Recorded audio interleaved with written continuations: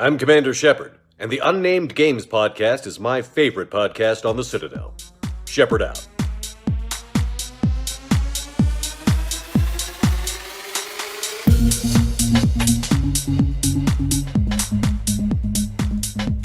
Hello, people of the internet. It is I, Craig, and I am back for the Unnamed Games podcast. With me this week, I have Chris Radley Ratstar. How you doing, mate?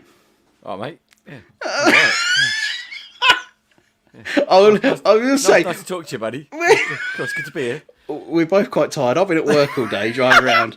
Ratley was up till 4 a.m. playing X-Wing. And I was like, right, I need to bring it. I need to bring the energy. And I really tried.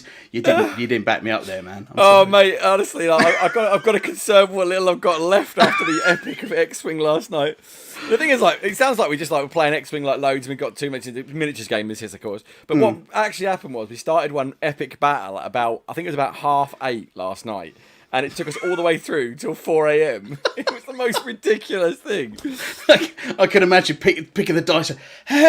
Honestly, mate, I got to this point. I'd lost all. We all basically had like 2 or 3 ships left. In my case, I had one, my epic ship, my Tantive 4, and I was getting to that point where I was just like, last time, I was like, just shoot me, someone just kill me, please. Like, Put me out of my misery. I want to go home. Like it honestly had gone like that. And the last thing that happened, basically, I think we wiped out Brad's forces in this turn. Like Brad died. I got one of them. Jim got another one. And that was the end of it. And then it was like, so it was me and Jim had 2 ships left, right? And I just went, that's it, I'm done, you win, Jim, bye, go home. I was like, because he was going to kill me the next turn, right? But I was like, I'm done. I just can't, no, I just couldn't do another turn. I was like, the Millennium Falcon does a suicide run into your X-Wing. Yeah. It was a lot of fun moments. So to give you an idea, so one of the reasons I love X-Wing is like, especially when you're not super proficient at it, like some of the little things that the accidents that happen with ships crashing into each other is quite funny, where you'll end up parking somewhere and block someone's maneuver, and that ends up, making a whole mess of their plans. Yeah. It's quite fun. But with epic ships, when you play the big ships like the Tantive 4 or the Sea Rock, or Jim was playing last night with the Gazanti carrier from Rebels, the Clone Wars, the TIE fighter carrier. Mm-hmm. He was playing with that. And the epic ships have different rules, so that if you hit an epic ship in a small or a medium base ship, a large base ship as they are in the original X-Men, that causes damage to you. You'll take a hit from it, basically. But if they hit you with an epic ship, or an epic ship hits a small or a large ship, that's it, it's dead. It insta-kills it. Like, doesn't matter how much shield or hull it's got, it's dead. And then the epic ship might take some damage from it. So, like, incidences last night where, like, Jim flattened my Ghost, the Ghost from Rebels, if you know that, it's quite a chunky ship. That, in the game, is quite powerful. It's got 6 shields, 10 hull. Now, that's quite a lot of damage to chew through. I'd lost all my shields, and I had, like, almost all my hull left. So I was still in a pretty good way. I had some rounds left in me. I had some fight left in me. Bam, Jim just flattened it, like 9 hull gone. I was like, well, bugger. But the classic I was getting to with this is there was a moment which was just beautiful in the game last night, where like, obviously there was a bit of a mash-up with Brad and Jim's ships, and Jim had seen an opportunity to crush some of Brad's ships with his Gazanti. He was like, I'm going to have them, right? So he plots his move, and we started, going to have to mark up ships so we can see where this movement template is going, and see and Jim confidently goes, yes, move him and mark him so I can see how much I'm going to destroy him, right? Puts down the movement template, moves the ship, only to realise he successfully flattened his healthiest ship on the board. Like, no. Jim kills his own ship and misses Brad's completely. So this absolute surefire moment of like, aha! So like, oh no. Friendly fire! And I can't remember, one a bit later, Brad did exactly the same thing. He made some super cocky statement and was like, oh. Yeah. It's just like, there you go. It's like, I love the game. It's so much fun. Because I've not played it. So, like, when you're doing movement stuff, is it like you plan what you're doing, but then it's a dice roll that is whether it's successful or not? Well, no. So movement is based on, you have a dial, and it has, so each ship has a different set of movements.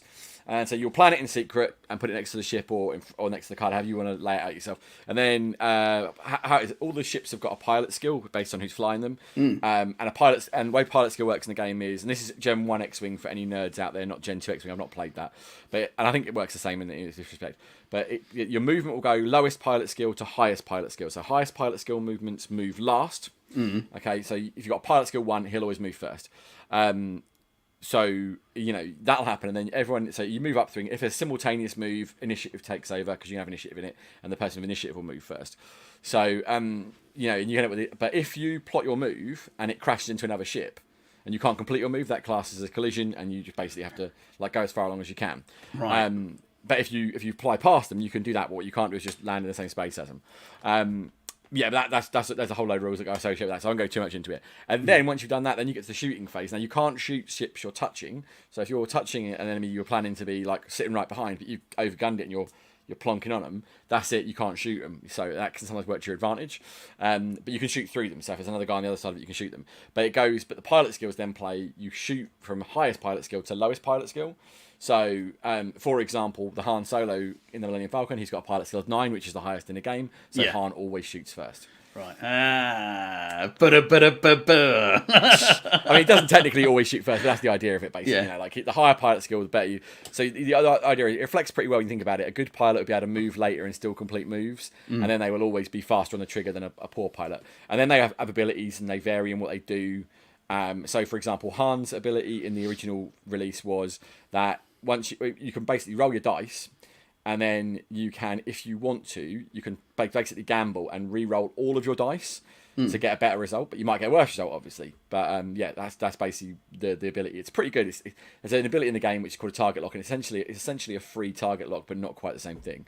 But close enough that you go, that's a bit of an OP ability. And then there's like Wedge, who does extra damage, Wedge Antilles, and then you've got Luke's one, and they've all got very thematic abilities. Some didn't play out quite as well in the long term of the game. Some are brilliant, but it's a really good fun game, and we need to get you having a game. I think you'd really like a bit of X-Wing. I'm well you up like, for you it, love man. your Star Wars, so I'm Yeah, sure man. you'll be like, you'll eat it up, mate. So and some of the ships sounds you'll good. just see them, you'll just fall in love with the models. You'll be like, oh my god, look at this! There'll be all that kind of moments, and I guarantee you'll do the thing that everyone does, and you pick up an X-Wing ship, you go, look at this, everyone does it. Everyone does it. No, I don't care what they say. The Force, Luke. Yep, all that kind of commentary goes on all the time. So yeah, it's a lot of fun, and I will get you to have a game. I might pop round. I've got some Imperial ships as well as my Rebel. Oh fleet, yeah, so man, that'd be wicked. we can have a quick That'd be sort of just a short mini game, and I can show you how it plays. Yeah. Anyway, so our intro, as per usual these days, just seems to go into us nattering away as we usually do. Yeah. It's just me and Ratley this week. We have no Phil. Yeah, we got rid of everyone else. Yay, freedom! No, I'm just kidding. They've got things to do, and it's cool. It's a shame they can't be here, but at the same token, like we're here. It's cool. Yeah, they'll be back. Yeah. Exactly, they will be. Yeah, Alan's missus has been away on holiday, so he spent some quality time, isn't he? And Phil is running on a 4G internet sim because he's moved house, and I think he got 4 meg 0.5 down. meg down. Yeah. 0.5 up and 4 down. That's all stupid. Yeah. So Phil couldn't have joined us even if he wanted to. Yeah. Sort of getting someone. Yeah. If you thought we interrupt Phil on normally, it'd have been a complete state. Cool. So obviously we were off last week. We just, there wasn't a huge amount going on, and we're all quite busy. So unfortunately, we can't do it every single week. We try and do it as much as we can, but it isn't our job. It's a bit of fun. So if it stops being fun, we don't do it. The week before, it's true. Yeah, exactly. Yeah. So the week before, we were talking about the Bethesda and Xbox showcase, and we went through all them games, and we did all our predictions, and had a big chat about stuff. And they're now all wrong. Yeah, kabam! They dropped a massive clanger, about the Bethesda delays. So what we'll do is we're going to go through that at the top of the show. Big oof. And also we're going to talk a little bit about Gotham Knights as well, because there's been a bit more coming out about that. But beforehand, you are going to, whether you like it or not, hear what me and Ratley have been up to. So, yay! Let's go. I was thinking we go to you first, Mr. Ratley, as I go round the room. You finished a rather divisive show, haven't you? Yeah, well, so I finished season 2 of Picard. Yes. And I don't know if Alan's finished, and I do want to talk to Alan about this, but I wasn't going to drop any spoilers, because obviously there might be people who still haven't watched it. See, I won't drop spoilers, but the Paramount and Star Trek Facebook pages are happy to spoil all of the big reveals from the end of the show, because I had 2 of the major plot points, or 2 of the major surprises, ruined for me by Facebook. I was like, and I don't even go on Facebook that much. I'm on there so rarely. I'll click on once, get 2 massive spoilers. I'm like, son of a... So anyway. Chris loves a good spoiler. Let's get that algorithm in there. God, yeah, right. So me and Craig, I think, and a few other people were very much like this. I started season 2 of Picard, and I think the first 3, maybe 4 episodes were absolutely belting. Like say some of the first best three, teams- yeah. First three were flawless. 4 was okay, and then it took a massive dive after that.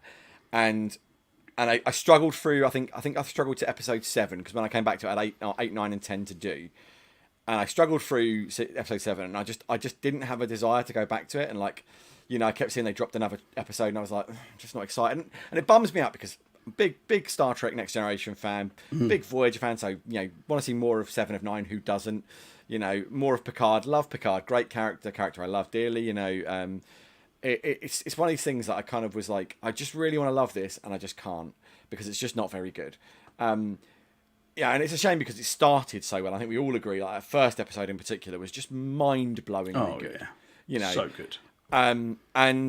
And then I put episode 8 on, and it was better than episode 7. There's no questioning it. It takes an uptick in 7, 8, and 9. Sorry, so 8, 9, 10. Sorry, so episode 8 was better than 7. There's a definite uptick when you get because you're moving towards the finale. And whilst 9, I didn't think. I thought the plot points in 9 were fairly weak, which is a shame.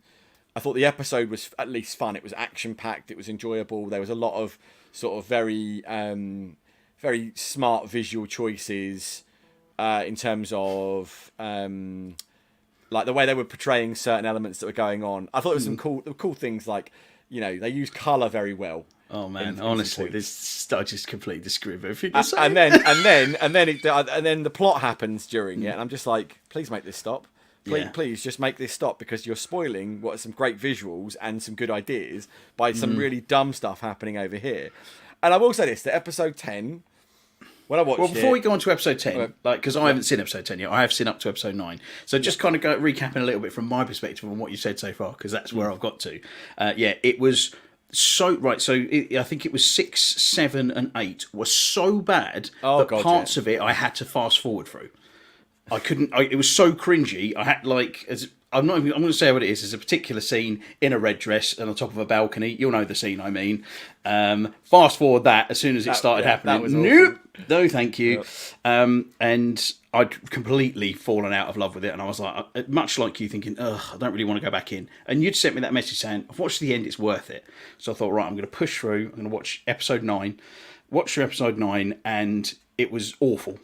It was terrible. It was. I think there was there's one particular plot point that I thought was quite cool, and it sort of pushes things off in a different direction potentially. And I get the thing you're talking about, colour. With lasers. Yeah. I get it's that. a real good callback, and I like that. But then I didn't like. I liked the idea they were going with, but there was so much about it I didn't like in that whole sequence as well. Like it felt very forced. Very forced. Like that. And and that's my biggest complaint about. Like, do you know what? A great. Just on that conversation, what you're saying about the things you don't like. It feels like it started with the right kind of fan service. Where they were doing fan service, and it was servicing the plot in a decent way. We get to see a Borg Queen again, but it's like there's a point to the Borg Queen being there, and it's not just like we're not just pulled a Borg Queen out of nowhere just to shove the Borg down your throat again, And the mystery of the Borg Queen in the first episode. Why is this one different? Why does it look different? Why is it acting different? Etc. Etc. Etc. There was like cool Star Trek things going on, and then it gets to the point where once these things start sort of adding up and making sense. There's things that go on, but then the fan service comes in, and it is just like, whilst it looks great, it ends up being this thing where, and this is my problem I had with a lot of it during this, it's just throwing things in and going, love this because you loved it once before. And I've covered this before in the podcast where I said, I hate things when they force that upon you, like, because you love this, here it is again, you're going to love it again. It's like, well, no, because there's a thing in episode 10, it's a spoiler, so I won't go into it, but they have a Next Generation character reappear, and I won't say who it is or what happens, and it's I think it's setting up something for series 3, but the scene just comes across as a shoehorn to get this character back in, to like, hey, look, we're even putting this character in. I didn't see that one coming, did you? And it was like, and I was just a bit like, And the worst bit is, like, I really like the guy in the scene. I was like, I kind of wanted to. It would have been a really cool like concept if I hadn't at this point felt browbeaten and just smashed in by fan service. So I just felt it was another silly fan service thing they'd shoved down my throat. You know, but I don't know. I get what you're saying though. Yeah. The whole dream sequence stuff. Yeah. it was unnecessary to be in that many episodes. Yeah. It was going on and on Yeah. and on. And I get the story they were trying to tell, and the story was quite poignant, but it wasn't done in a concise manner. It just dragged out to the point where you just didn't care anymore. I was talking to my friend Jim last night about this because he's finished it, and I will say you haven't seen the last episode. There's a line in the last episode which does even more to service the whole dream sequence things you're talking about. And it's actually, I actually said to myself, at that moment, I was like, you know what? I like that so much more because of that one line that's really well delivered, and it's a really great moment, and it's thing.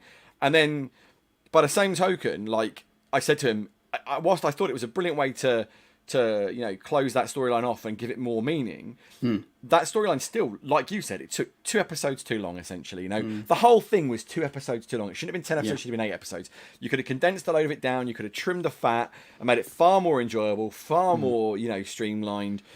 People would have learnt their lessons, quicker and more. It felt like just a bloated series. Like they wanted to make 10 episodes, so they should have made 8. I don't know why they didn't go with 8 episodes. I think it would have been a good 8-episode series. Yeah, it seems like it's had really bad studio influence. Yeah, 100%. 100%. To stretch it out. We need it to cover this amount of time on our channel. Yeah. So, we need more in it. Stretch it out a bit more. Fill it in with this, fill it in with that. And or someone going, oh, we've seen this thing in the thing. Can you make that in there somehow? Can you get it in? We'd love it to see more. We want to see this visual reference. We love that visual. We want more of that visual, please. Yeah. Well, there's one particular character in it, which is not a spoiler because it was in the teaser, he was in the trailer, and he's in the first episode, which is Q. We know, is in it. Is criminally underused in this series. Where is he? Well, okay, so the last episode gives you a little bit more answers on that as well. Yeah. And I will say it's worth watching the last episode just for the scenes between Q and Picard because they make the last episode and make a lot of and you'll forgive some of the sins of the series just for what happens between Picard and Q. And I'm not kidding. Okay. There is a scene between John Delancey and Patrick Stewart where it's just the two of them in a room sitting talking to each other. And I won't give you any context, but my God, it was brilliantly done. John Delancey in that scene, he puts Patrick Stewart in the shade. Oh, right. Wow. Okay. John Delancey just crushes that scene so well, in my opinion. Yeah. And then there's a moment between the two of them right towards the end as well. I was just like, I was welling up. I'm not going to lie. It was great. And I was like, you know what?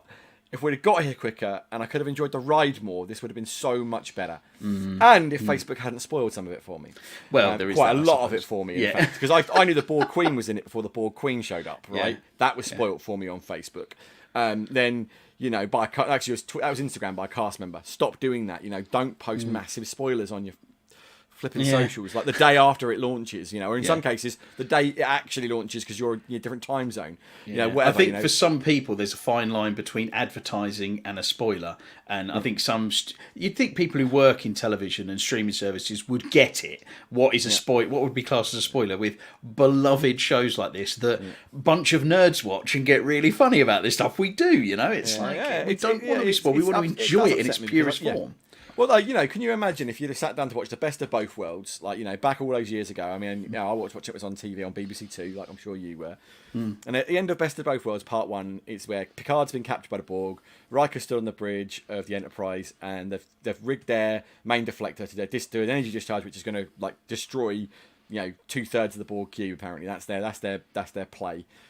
And the episode ends with just a close-up on Riker saying, "Mr. Worf, fire," and you're just like. Because Picard's on the ship as Locutus, you're like, oh my God, he's going to kill Picard. What's going to happen? And it's like, and then it cuts to black, to be continued. You're like, you can't leave it there, But can you imagine if the next day, spoiler alert, you see or like you have now sometimes it shows that next week, like that flash forward, and you're like, Yeah, I know you said it with Battlestar where it plays like a flash forward the episode at the beginning. Now that works really well sometimes because it misdirects you. But when they literally show you the next episode and you see characters who, like for example, like with the Best of Both Worlds, you would have seen more Picard and more Borg. Where you'd be like, well, that failed. What happened? It would have completely destroyed all that drama. That you just watched. So people just need to lay off things, and people just. The trouble is we're in a very. I think the culture has become this very more now culture, like people are used to binging stuff. TikTok stuff, and it's that instant 5-second videos, bang, bang, exactly. bang. So people haven't got that. They need to make sure that people have got that instant gratification or know to go back to it, But I say, I enjoyed it in the end with big caveats. It's way too long. It feels really bloated in the middle. Some of the characters get, like you say, very underused. Although the Q stuff does make more sense when you wrap the whole thing up. And I did like it. I thought season 1 was better overall. I will say that the first few episodes are still some of my favourite they've done probably ever. The first episode in particular was so well done. But I had kind of half it figured out probably 5 episodes in, and then that meant I was struggling through 5 episodes to get to the point where I knew I was always going. Get on with it. Yeah. And so if you're well, saying that, I will. I will. I will say, I know. Do watch it, man. And I don't expect you to completely change your opinion of Picard, because it isn't going to do that. But it's worth watching just for Q and Picard and that relationship sort of finalising its bits. Yeah, I'm not writing it off as a show. Do you know what I mean? Yep. There's a season 3 coming. We know that. That might be great. And the start of this one was brilliant. And hopefully they'll take that feedback on board, because I'm sure we're not alone in saying. Oh no, we're not. 100%. I've seen loads of people moan about it. Almost everything I've seen universally is the beginning's amazing, the end's pretty good, and the middle is just dire. Yeah, it just goes on too long. Trash. So cool. I will get stuck in. I will watch that. I don't know if it'll be tonight, because I'm back tonight. I will be back on my Clone Wars mission. So what I've been doing, because again, I think I've said on the podcast many times, Clone Wars kind of passed me by, because when it first came out, it was really directed towards kids, and I watched it. I was like, it's Star Wars, but it's a kids show. It's for like 5 or 6 I loved it. Maybe it's just on your level. My intellectual level, 100%. So I just it ended up just passing me by.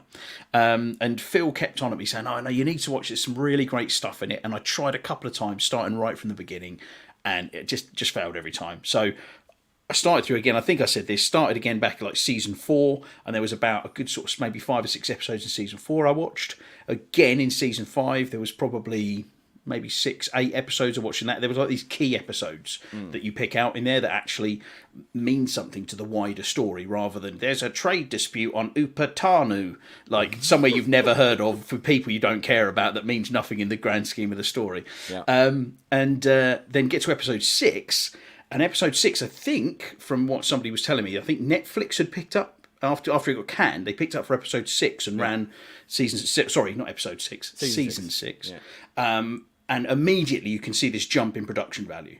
The fights between the clones and the droids. There's just loads more on screen. You can tell the color palette's wider. It's more money, or whether they've just invested more time in the animations on it. It just looks a lot better, and the stories are starting to really grip on to like bigger plot points and bigger plot holes from some of the prequel shows. So I've got all through season 6, which has got some great bits in it, and I've just started into season 7. I mean, I'm learning sort of the background to Order 66.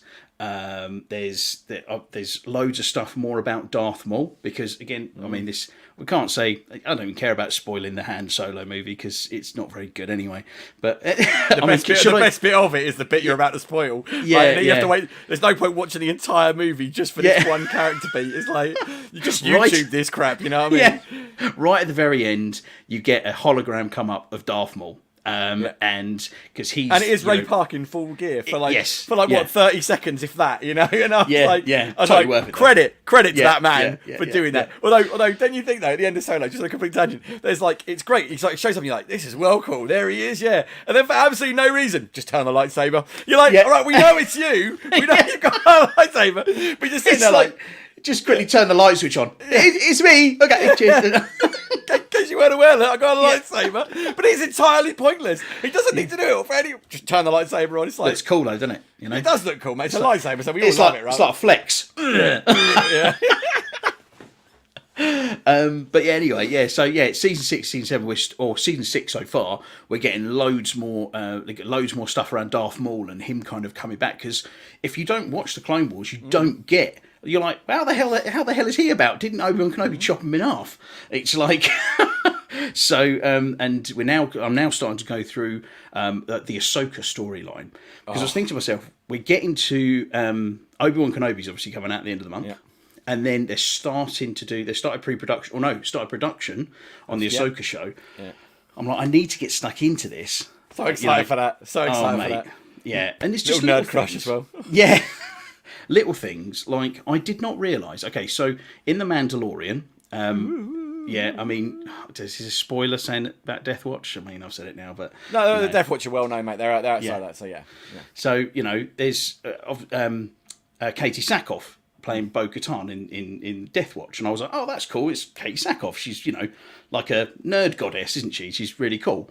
I didn't realise that she actually does the voice for Bo-Katan. When they sort of said that the Bo-Katan was coming to live action, like literally everyone was like, if it isn't Katie Sackhoff, we're all going to protest because she's perfect for the role. Like not only is she like she's got the voice that we all know, but she's literally perfect for the role. Put her in the damn show, right? And there was something, but she had to keep it super secret that she was coming back, and obviously until it went live, and then everyone was like, oh my god, on my days, there she is, So it's sort of there's so much more context to a lot of things within the films from watching Clone Wars, and I just wish I'd done it earlier. You also learn more about the Darksaber as well, which is really important for the Mandalorian. Although it does kind of break its own rules with the Darksaber a couple of times, but we don't care because it's still awesome.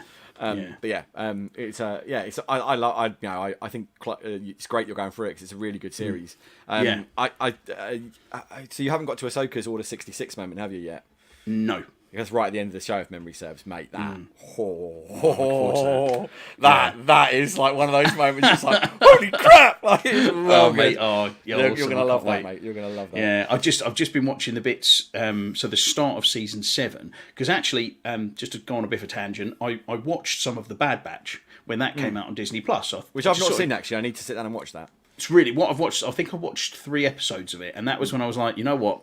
I should probably go and watch the Clone Wars before I watch this because because it's all about the different personalities of the clones, whether they're different things, and I think you need to see how the clones are outside of the films, because in the films, bar like I think Commander Cody, they're basically just totally replaceable guys. Yeah, exactly. They're stormtroopers. They're just nonsense. But there's that whole start of season 7 where it is. Oh, hi, Kimmy. Hello, Kimmy. Nice to see you. The whole start of that. So you've got this whole sort of 3-episode arc of the Bad Batch and introducing you to them, haven't you? And it's just it adds so much more to it. And I mean, they're just such great characters. I love Wrecker. He's just brilliant. The hench clone that just smash. He's like he's Hulk. I do need to sit down and watch the show because I just like it. I mean, I do love that whole Clone Wars era. It's the best thing to come out of all the prequels. With the possible exception of episode 3, because I love episode 3. I don't care what anybody says. Love that. Brilliant. And the best ones, the other ones is I can't get it. There you go. You got it. Yeah, there you go. The Clone Wars TV, the animated stuff for Star Wars that came out of the prequel era is by far the best blessing we got from it. The films were so, but the animated stuff is second to none. It really is. No, I'm so glad I got stuck into it, and again, thank you, Phil, for making me do it. But I'm glad you did, because I couldn't believe you hadn't seen it, mate. If I'd known you hadn't seen it, I'd have been forcing you to do it as well. I'd have been it's just one of the you just catch the right thing at the wrong time, or watch the wrong part of it. You totally. And go, you know what, maybe it's not for me, and then you don't end up going back, and sometimes it just needs a bit of someone just to nudge you in the right direction to correct your wrongs. Give you a little friendly bump. But that's what I've been watching. So, you have also... I've been looking on our little WhatsApp group, or one of our WhatsApp groups, and all of this information keeps popping up about Division 2. I'm like, why is everyone talking about Division 2 again? What's going on, Chris? So, before we do, I just got to bring this up. Okay. I am proud of you, Kimmy. If you finally started watching The Mandalorian. I'm also incredibly ashamed of you for not having watched The Mandalorian before this week.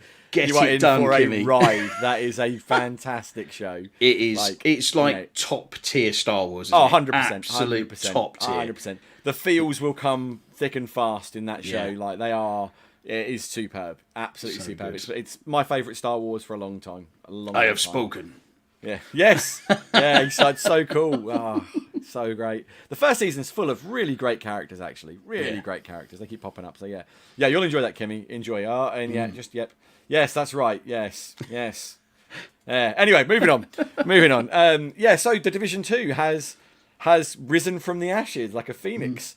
See what I did there? Phoenix Division 2. Oh, they've got that on the badge, haven't they? Yeah, they have. See what I did there? You'd think we were drunk and stupid. This is honest. It's just juice. There's no vodka in it. Kimmy, we feel ya. Just makes me hate the latest 3 films even more. Oh yeah, what 3 films? Yeah. Yeah, let's not talk about that because that's a whole rant and an episode me and Craig could probably go all on our own. Yeah. Like about the things we like and dislike. So anyway, back to the Division. Literally what I've done. I've gone back to the Division because Division 2 has had an update, which a year ago they dropped title update 14, I think it was, or 13. No, 13. And essentially, we got the last Manhunt title, which was Failal, which is a big character in the Division universe, and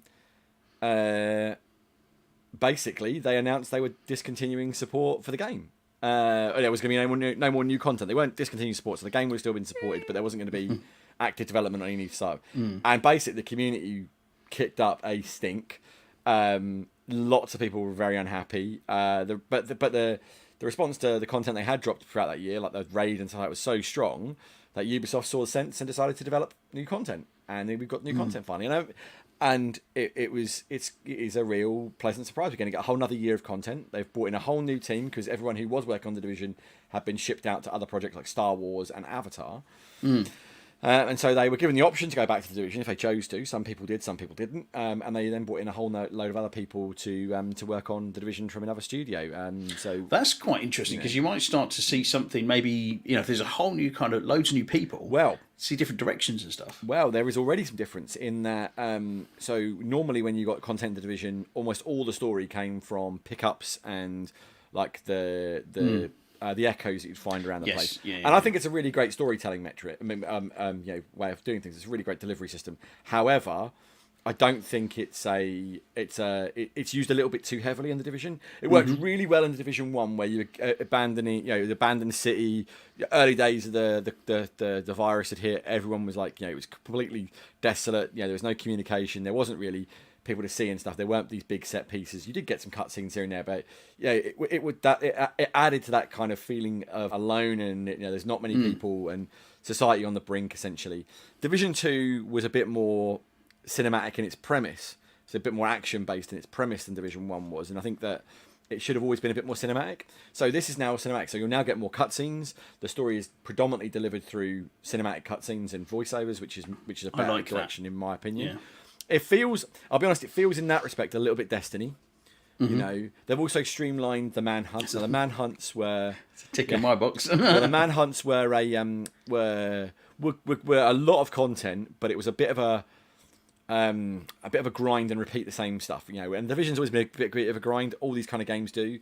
What they've done is they've basically taken what used to be you have to go through like 3 areas on the map and clear out these things and do all these tasks. They've gone to now for each lieutenant of the targets. You'd have a main target and 4 lieutenants.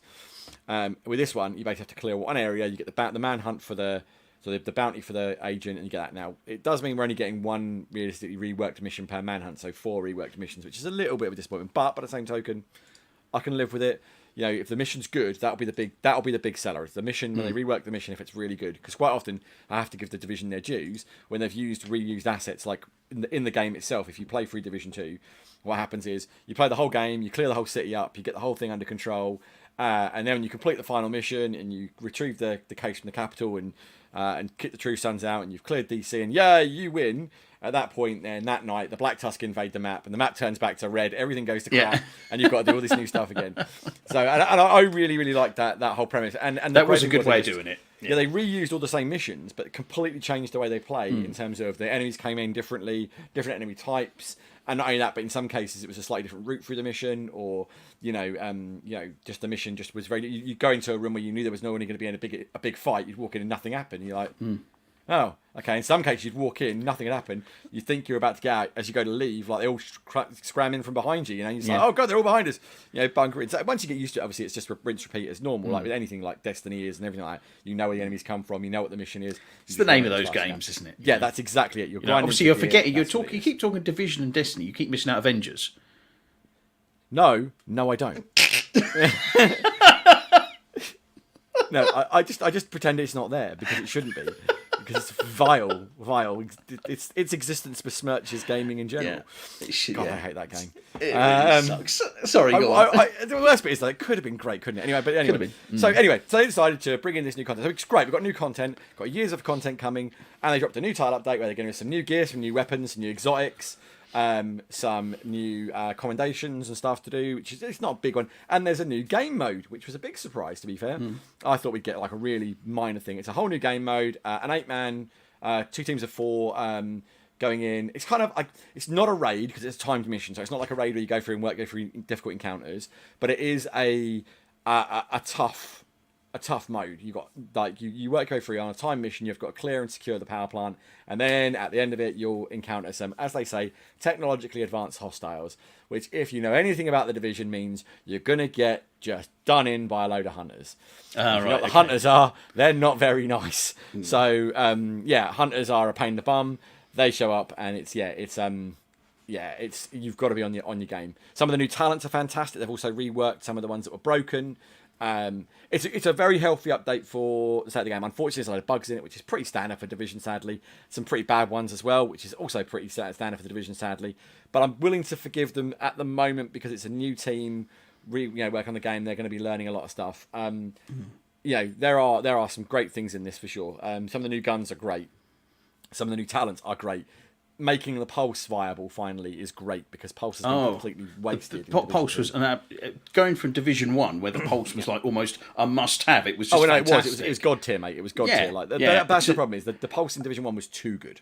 Well, yeah, but then they took it way too far the other way, where it was like, I can see that there's an apple core 3 feet in front of me. Great. Yeah. It's like... Well, it didn't do anything other than highlight enemies. You're like, what? That's it. There's nothing to it. And then there were things that kind of made it a little better, but like, honestly, this one like really works now. It's got some really great talent, and there is a way to build Pulse, and it is just savage. Nice. I've seen some absolutely savage builds already from some people. Like, oh my days, like that is mental. And there's some guns that play directly into that as well. There's a new talent called Flatline and stuff. Which I might have to jump back into it then. Like jump in, mate. It's a lot of fun. Yeah, it's a lot of fun. It's not. I've still got the game is the game. It hasn't changed dramatically. But that new game mode sounds fun.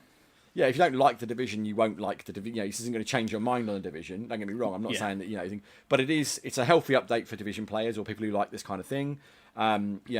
It's still. I mean, me and you've been playing it on PC a little bit as well, haven't we? And I mean, even on Xbox Series X or on PC, the game is beautiful to this day. It's stunning. It's so pretty of a game. Yeah, like some of the lighting effects in that game are so top tier. Whenever there's an announced game that says using Snowdrop Engine, my ears prick up straight away. I'm like, can't wait to see that because Snowdrop Engine is beautiful. I just, the way they made New York look and Washington were just stunning. Like the amount of times when we were playing it on PC, where we'd be walking down the street and I'd be like, Chris would go, Craig, turn around, and go, look at the light, wow.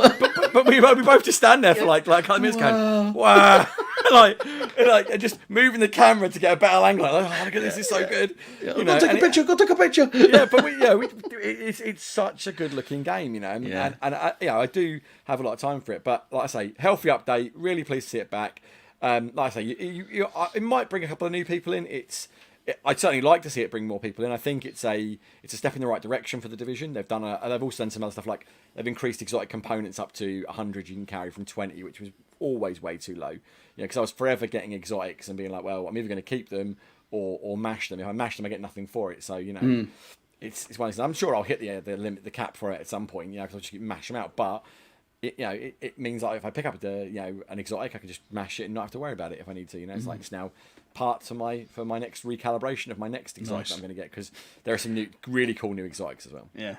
It's funny, I've literally just started jumping back into Destiny 2 again because I just realised that it was getting near the end of the season. I hadn't quite hit the season cap to get all the stuff. So I was like, I better jump in. And I'm just playing a bunch of Guardian games and a few bits that I'd kind of missed, and I'm sort of getting back into it again, really. That's the thing I like about these kind of live service games, is you don't have to play them religiously constantly. I mean, obviously a lot of people do, and I know you did with Division a lot, didn't you? But I mean, it's I'm quite happy to dip in and I'll play loads for a couple of months, and then I'll drop it for a few months, and then I'll pick it back up again, and then I'll drop it, and then I'll pick it back up again. And it's always there, like a bit of a comfort blanket. I think, I fancy jumping in for a bit more Destiny, but and it's I think there's a lot of people in the community like that, and it's got a really good community behind it. And that was what I wanted to ask you about Division 2.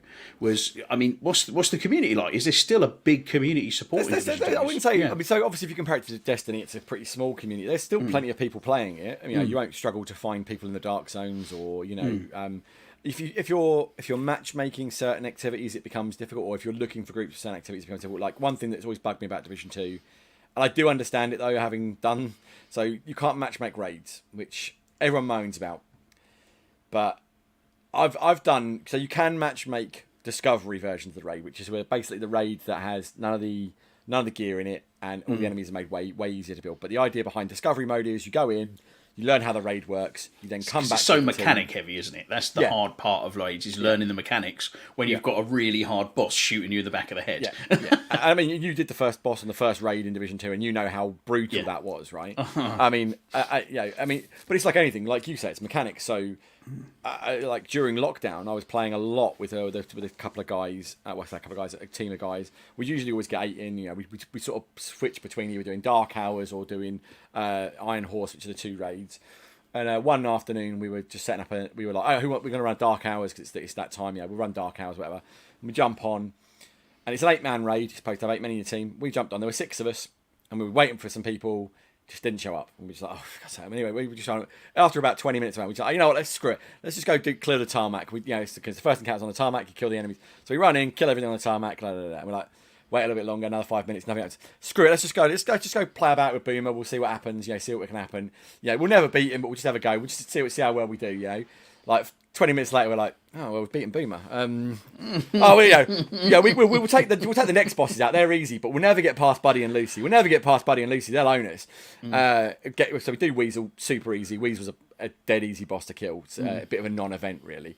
You get to Buddy and Lucy, they're these two of the dogs, and there's a method to killing them.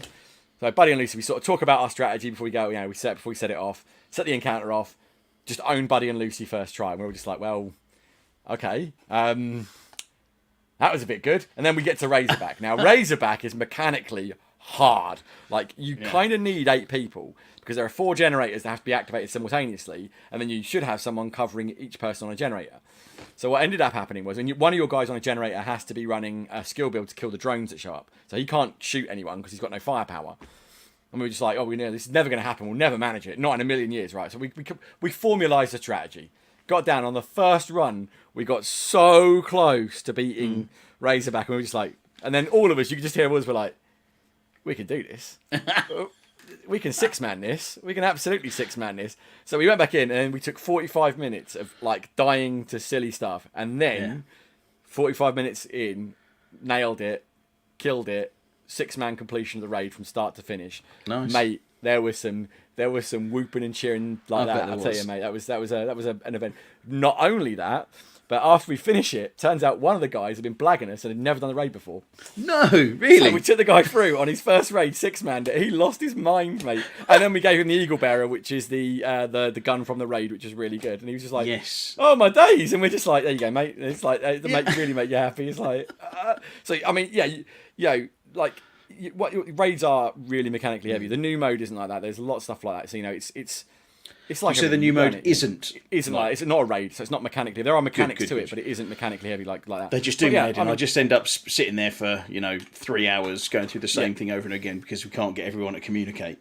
The only problem with Division content as a rule, and it's probably the same. I don't know if it's quite the same with Destiny, but it does have a bit of an issue with meta in that what tends to happen is they release new content, and the problem with like the hunters as enemy type is they block SHD talents, so your skills stop working and they become useless. Hunters can also hack your talent, so if you deploy a turret, which is super hardcore powerful, to kill the hunters with, they hack it and turn it back on you. You get mashed by your own turret, right? So that's a problem. So it renders skill builds a little bit useless when you do some of this content. So if you're running against hunters, you're going to have to run DPS. So you end up with this quite heavy DPS meta. That that's pretty sure I'm pretty sure he's DPS the one I built. Yeah, most people have got a DPS build. Yeah. It's not too difficult to get. You can honestly, with the new gears that's going to drop like crazy in the new season pass, you can absolutely get a rinser of a build pretty quick. We'll have to have a game. We'll have to jump in, man, jump in. We'll have some fun. Stuff, but anyway, moving on from that, I've waffled quite a lot on Division. I didn't really mean to.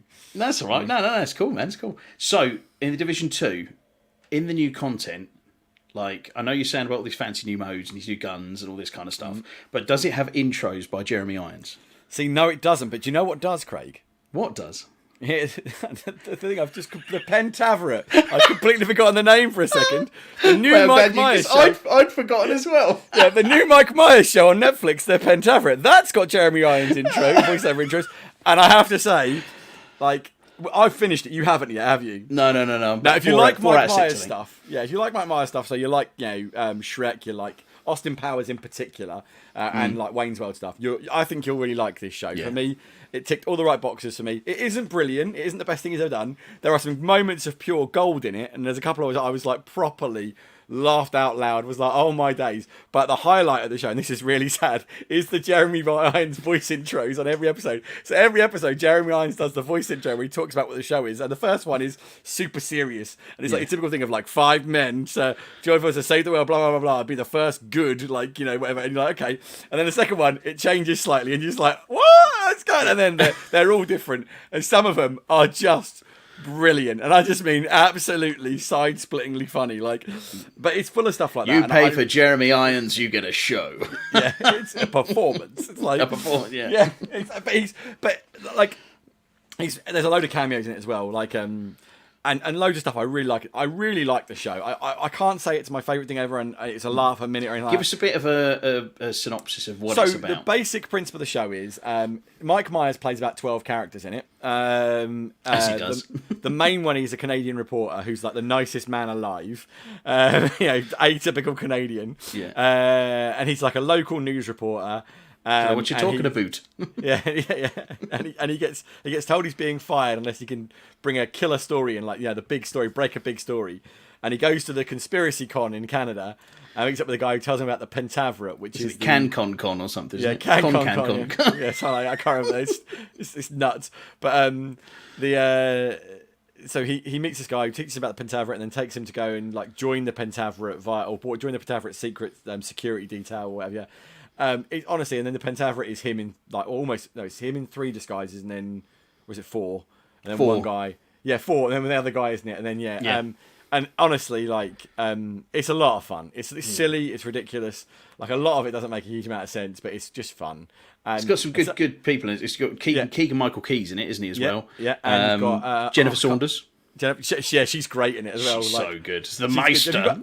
Have you seen her second character she does?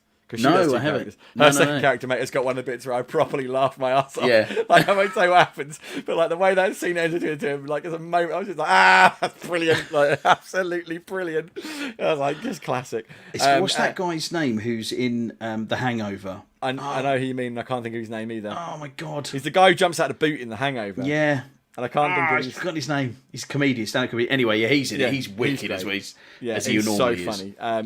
I really enjoyed the show. Like it's silly, it's base, it's crass, it's quite puerile humour. Very, very, very silly. But I thoroughly enjoyed myself with that. It was a lot of fun. A lot of fun. And there's like callbacks to some of our Mike Myers projects. Like there's a callback to Shrek in it at one point. Have you seen that yet? No, I don't think you'll I have, like that. Actually. You'll like that, mate. That's good. That one. Yeah, that is a good one. He's Mike Myers unashamedly sort of puts himself out there with like all his material. It is just pure. It's like it feels like it was something that would have been released in the early 2000s, late 90s. Yeah, 100%. It's that exact Austin comedy. Powers era. That Austin Powers Ken era. Jeong, that's his name. That's Ken his name. Jeong. Yes. Yeah. Yeah. And Rob Lowe as well. Yes, Rob Lowe's in it loads. Well, Rob Lowe's in everything so that Mike Myers does. Yeah. I mean, yeah. I can't. There's no real way to spoil it, but basically the conspiracy leads. But it's great because it pokes fun at so much stuff. But there's a point where, like, one of my favourite scenes in the show. There's a point where, and it's in the trailer, so it's not really a spoiler, and it was what got me to watch it.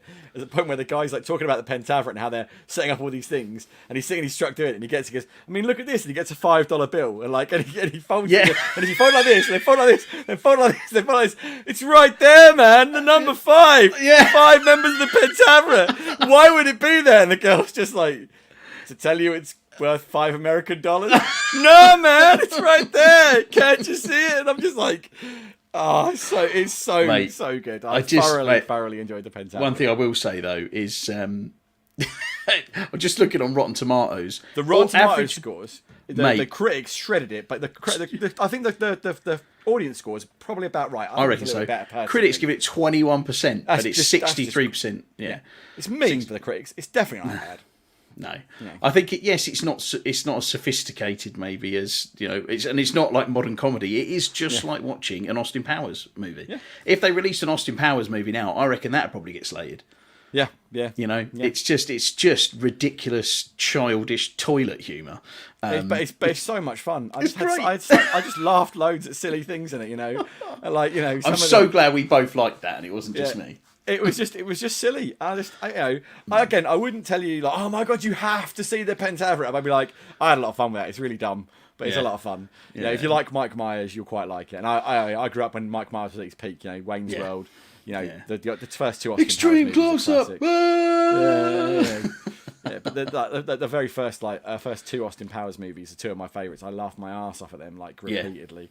Third one, it just missed the mark for me. But oh my days! And then of course you had Shrek. Shrek 1 and 2 are two of the greatest movies. I don't care what anyone says; they're great. Fantastic stuff. 3 onwards was a bit of a turd, but all good stuff. Yeah, but it was great. I recommend that, the Pentaveret, just for a bit of a laugh. Don't go in expecting like the best thing you'll ever see, but it's fun. Well, I've been watching a comedy on Netflix, and very, very different from the Pentaveret. Very different type of comedy, just a normal kind of sitcom type thing. I was scrolling through Netflix the other day, and I noticed Shang-Chi on the front of a TV show. I was like, oh, I've forgotten his name now. We're way too tired for this, mate. Yeah, we are too tired. I can't remember his bloody name. The guy who plays Shang-Chi, anyway. And I was like, oh, what's that? So, and it's a show called Kim's Convenience, and it's a Canadian like sitcom-y type thing. Have you seen it? No, not at all.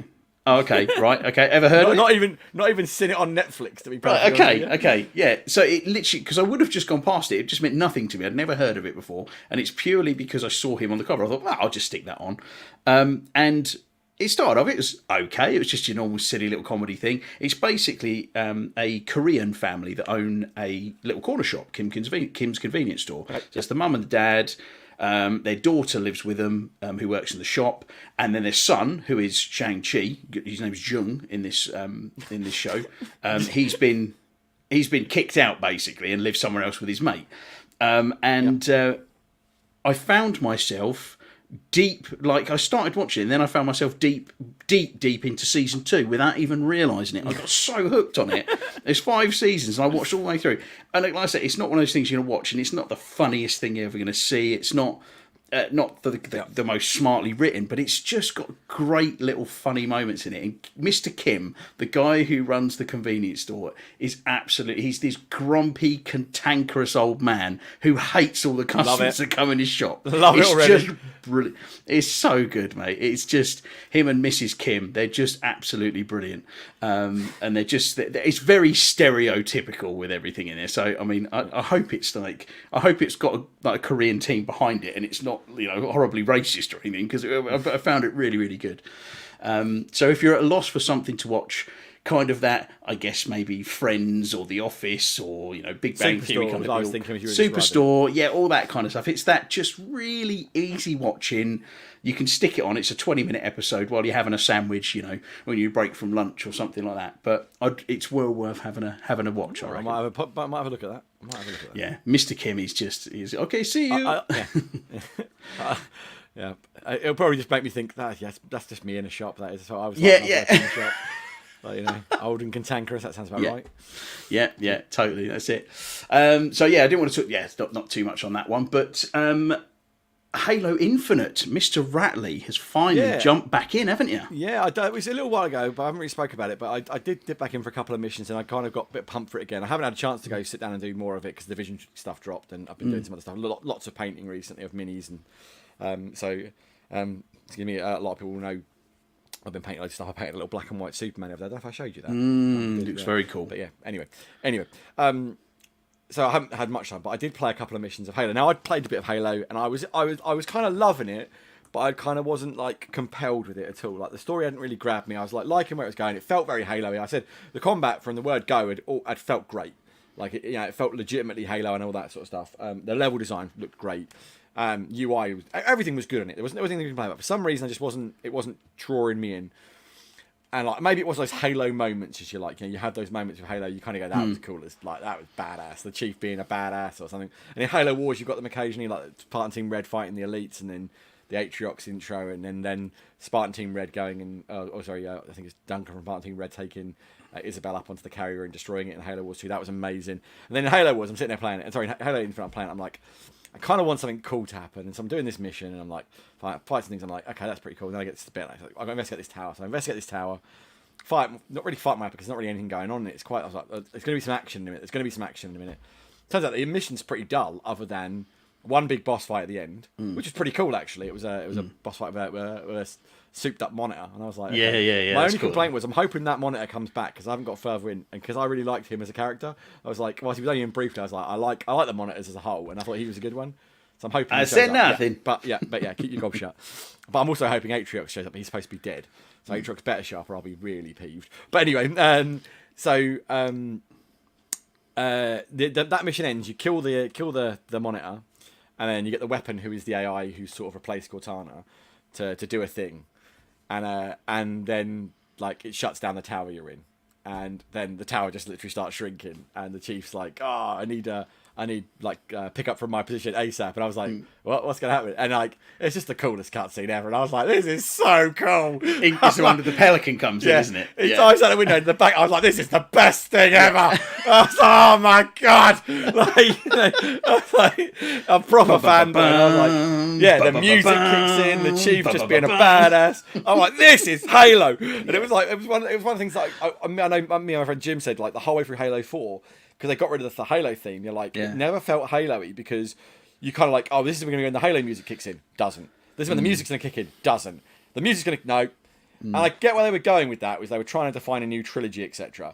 But sometimes you can stray too far from the thing, You don't have to define a new trilogy. You don't have to just reset everything and start again. Sometimes, you've got to bring markers with you, not just the characters. You have to bring certain things because they are as definitive to that experience as, like, can you imagine if they bring out Star Wars Episode 10, or if they launched Episode 1, right? So Phantom Menace to come out 20 years after the first trilogy, whenever it was, and like, credits, lights go down, Lucasfilm Limited, and it says a long time ago in a galaxy far, far away, and then the first you hear was bam, you didn't hear that music. You'd be like, some other music played. You'd have been like, what is going on? I thought I was watching the Star Wars film. Yeah, well, because like I can reference like exactly that. When I first saw The Force Awakens, the weirdest thing bugged me at the beginning of that movie, which was when the movie started. It said Star Wars: Force Awakens. You got a certificates card in the cinema, and then it fades down, and I expected 100% to hear rum-bum, rum-bum, oh yeah, right, yeah, and the 20th Century Fox logo roll. Yeah, and it didn't.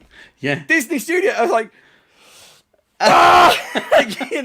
it's not right. Yeah, but not because I was anti-Disney, just because I was like, my brain doesn't like this. It's like I expected it's that uncanny valley type situation. Yeah, it was it's right, but it's just not right. Yeah, something's wrong here. So, and that was the thing. Like, so seeing that moment, Chief being a badass, the Halo music playing, I was like, love it. And then it takes you into a mission where there's these 3 AA towers you've got to take down. Good mission, great story coming through it, and then at the end of it, you fight the first of the Spartan hunters, Spartan killers. Sorry, and I was like, yeah, this is cool. Yeah, and I'm having a lot of fun. I'm playing on heroic, so I'm giving it a bit of a challenge. I don't like to. Yeah, I did heroic as well. That mission, that fight in the end of that mission is tough, man. Well, mate. Well, you say that, but I was like, there's some grunts here. There's a warthog there. Get in, boys. We're going hunter. We're going Spartan killer hunting, nice. Mate. We messed them up hard. Like, really? Oh, yeah, mate. I was just gunning. I'm not the best shot in Halo. One thing I've always been able to do is drive warthogs.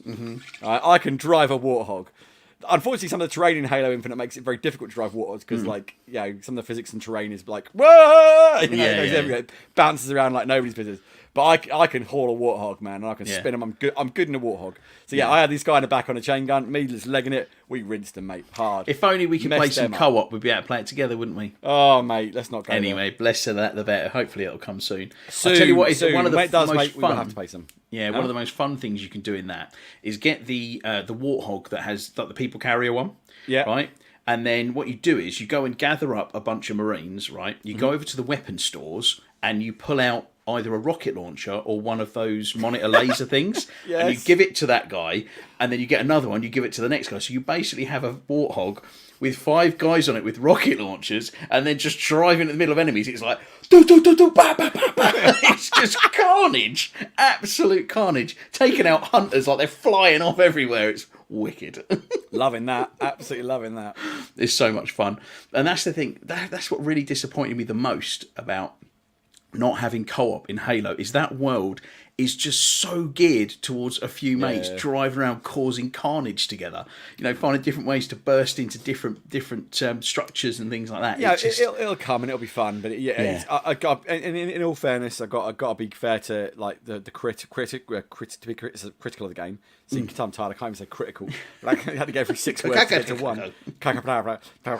So critical, to be critical where it deserves criticism. The fact that it hasn't got co-op is criminal. You know, it's just not good enough. You know that and the fact it's been delayed and that, you know, it takes the shine off an otherwise really fantastic product in my opinion. Yeah, it really does. Really does. It's a really good game. I try and remain positive with it, and I think to myself, you know what, once it finally does land, there'll have been enough time since I've played it that it will feel quite fresh again when I go back through it. Because I absolutely loved that campaign. I thought it was brilliant. I had a great time. I don't understand how anyone can't not love it, if I'm honest with you. I think it's it's an absolutely brilliant. Yeah. Like what I've played of it, like it's the most legitimate Halo for years. Like since probably Halo 3, this feels the most Halo out of any Halo I've played since Halo 3. Yeah. You know, I always found, you know, loved the first one. Second one for me felt like too much of a rehash of the first one. You know, it's a good game. There's nothing wrong with it, but I was going through the same levels again.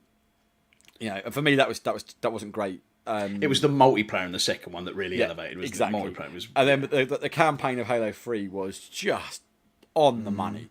That was just so good. And then 4 just never quite got there. 5 was a kind of a glimmer in the right direction in some ways. Then like some really bad story choices and like the misleading marketing was the worst thing about 5. Oh, that and then this was like the marketing was far better than the story in the actual game. Yeah, well, like, and it was more interesting than the story in the game, wasn't it? You know. Yeah. But I don't know what happened there. But anyway, and then this was that I was like, I must admit, like I was hyped for it, but I was also very dubious given the last 2 games. This is like, it's great. It's really good, and I need to play more of it. I somehow need to find more time in the day. Yeah. I think a lot of people are getting stuck where both Phil and Alan have got stuck, but they've kind of written it off a bit, which is a bit disappointing. But where they've got to the open world bit, and I think it's they've both got that kind of like tick in their brain. Yeah, need to complete everything. So I'm the same. But I mean, I keep trying to say to them, so you get to that bit, you can do a few little bits, but you don't need to. Just do a couple more missions until you get back to it. You know, it's like, because the mission, once you get into a mission can be hours long. You know, it's like, and there's just so much great stuff into it, and it's so early in the game to write it off. I think it's a difficult one because, you know, I can totally see. I said that I think what kept me away from it, I never wanted to write the game off, but what killed my buzz with it was the open world, and not because it's bad. The open world is excellent, but it got in the way of me getting to the campaign. And I do get the complaint that Halo has always been these pocketed campaign adventures, and you don't have to worry about the fluff in between. So did it need it? Maybe not. Is it a good thing? I don't know. It's one of those things. I think the open world will come into its own with multiplayer. That's what will happen. If you keep doing the same thing over and over again, people complain because they don't push anything forward, and then we push people pushing forward and go, it's too different. And I know it's hard to find that nice balance.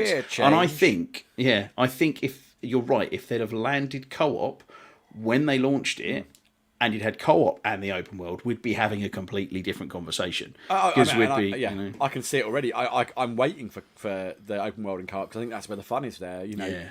But when I write the game off, certainly the fun I'm having with it when I do play it, when I have got the time to sit down and play it, and I'm not playing at other things or I've not got thing. I mean, some people tell me it's a failure that isn't taking my time over to the Division, but you got to understand, like I'm a Division like full on crack addict to the Division, you know. Like, they drop new content, I'm like, Is that a Division hat you're wearing? It is a Division hat I'm wearing. Yeah. I was going to say, yeah. I have a Division tattoo on this shoulder, mate. Yeah, yeah. You know. It's the Phoenix up there. Look. Nice. And my Millennium Falcon just showing it off there. Yeah. Lovely. Nerd. To the gun show, ladies and gentlemen. Well, you know, ladies, contain yourself. They're like, cool. Don't worry, we did. It wasn't that exciting. Don't worry, we did. We were looking away. But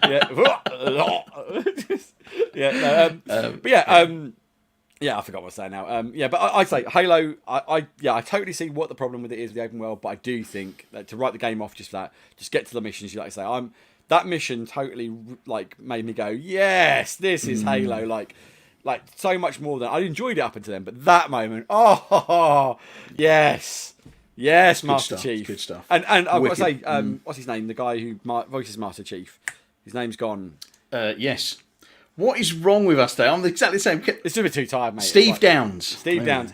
He's doing a great job. I've got his signature up there. Yeah, he is really killing it as the Master Chief because, like, I think the Chief's gone through a lot, and you can really hear it in that character now. Like because he's faceless, that voice performance is so important, and Steve Downs is nailing it. Like the skepticism he has towards the weapon, who's obviously very like Cortana, but he's keeping her at a distance, and you can tell he is. You know, and like whenever Cortana comes up, the way his voice changes, so good, so good. Credit to where credit's due to Steve Downs, like to be that guy who's so stoic, but yet he's displaying so much emotion. Amazing.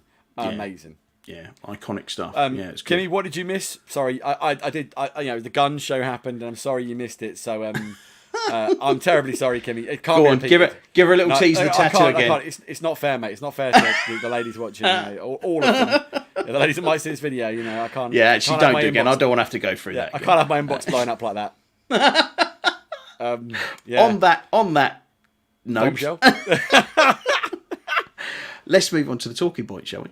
So this week, as a tease at the top of the show, let's get onto it first. Gotham Knights. So Gotham Knights, I think again I've mentioned on the show before, and I know I've said to you several times, Chris.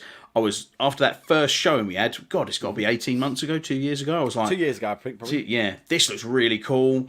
Effectively co-op Arkham. Yes, no Batman, but still, Robin, Nightwing, Red Hood, Batgirl. I thought this could be really interesting. I really like what they did. It was the whole kind of trailer with Mr. Freeze and he's freezing the clock tower, and it looked really interesting. So what they've done is they've just released a new 12 or 13-minute trailer. Showcasing Red Hood and Nightwing, I believe, isn't it? And they've gone into more detail into some of the game mechanics. They've shown some sort of the fighting going on and some of the traversal skills. And one key point they've also said is that they're actually now cancelled the Xbox One and PlayStation 4 editions. It's going to be a next-gen or current-gen, shall I say, only now. So that's quite a big jump, really, considering for a game that's potentially going to have sold multi-millions of copies on the old PS4 and Xbox One. It must have been in a pretty bad state on those, I'm guessing, particularly this late in the game, because they've given it a release date of October. I mean, why do you think? What do you reckon, Chris? Why have they canned that? Because they don't want to torture those people with that version.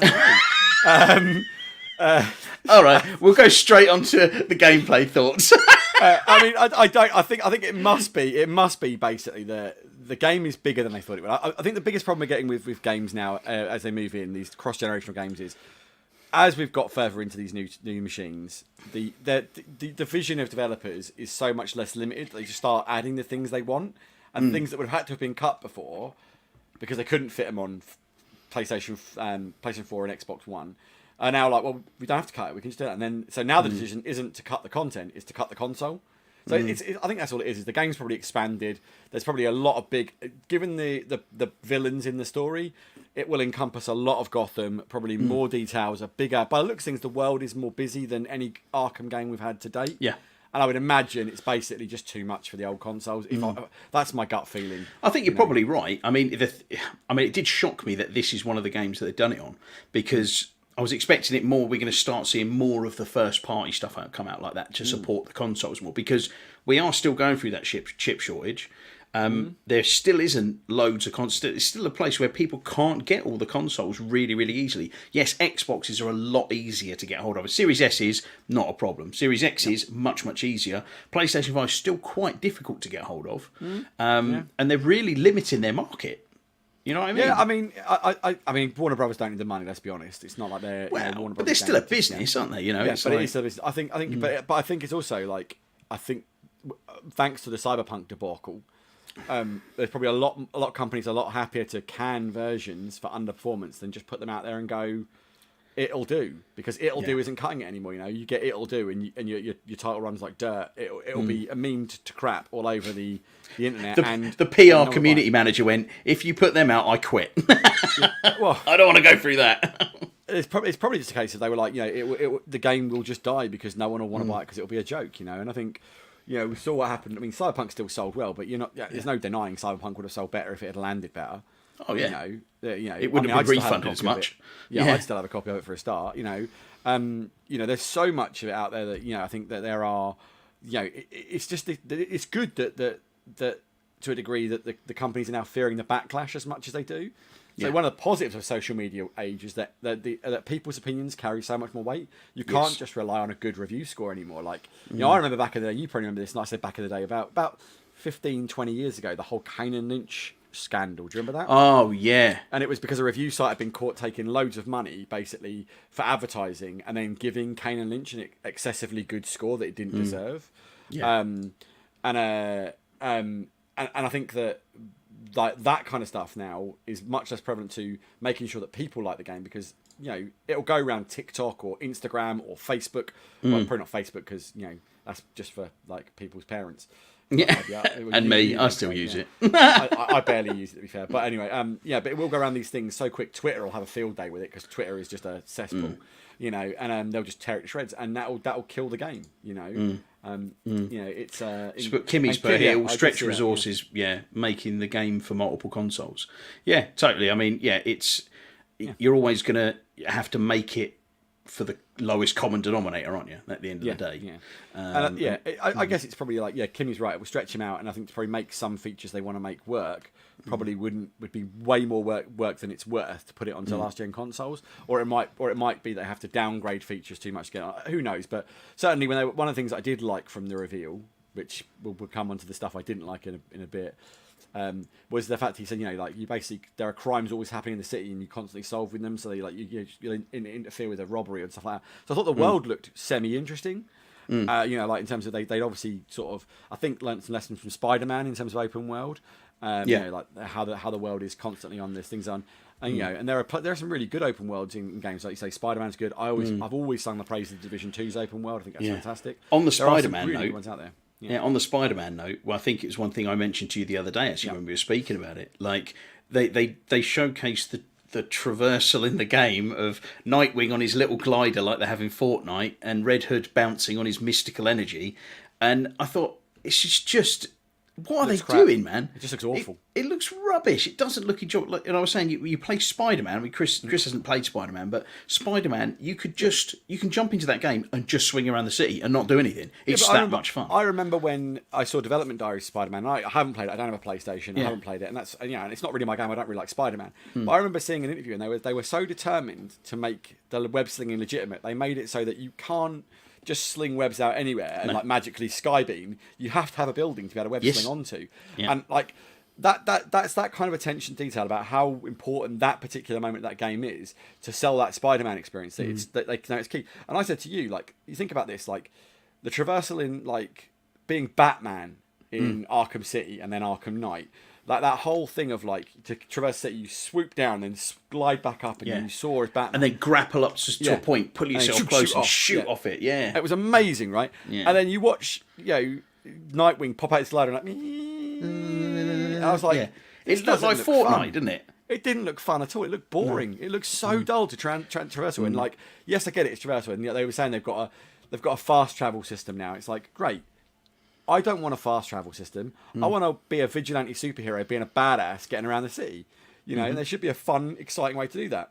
You know, if you haven't got one, make one. You know, like Batman obviously has a great mechanic with the glide, which isn't really a Batman mechanic, to be fair. He doesn't do that in the comics, but it's cool and it works and it thematically plays for a game. You know, you can break rules, but even still, just getting around the grappling gun as Batman was loads of fun.